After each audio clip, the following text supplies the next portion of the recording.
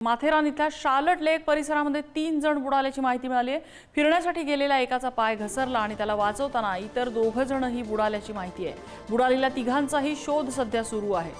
Charlotte लेक सध्या overflow झालेला आहे आणि ओव्हरफ्लो झालेल्या लेकच्या परिसरामध्ये अनेक नागरिक पर्जन्य विहारासाठी येत असतात। त्यातल्या एका व्यक्तीचा पाय घसरला आणि त्या व्यक्तीला वाचवताना इतर 2 व्यक्ती हे बुडालेले आहेत अशी माहिती मिळते आहे।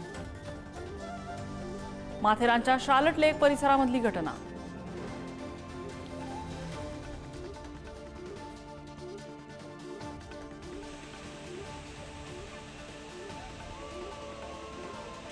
मिलिंद कदम आमचे प्रतिनिधी आपल्याला अपडेट देत आहेत। मिलिंद, काय तपशील सध्या या संदर्भात?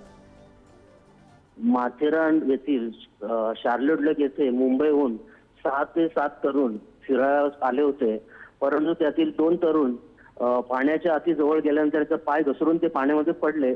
तर त्यांना वाचवण्याचा प्रयत्न त्यांच्या मित्रांनी केला, परंतु याच्यामध्ये 3 तरुण बुडाले असून बाकीचे स्पॉटवरती सध्या हजर आहेत।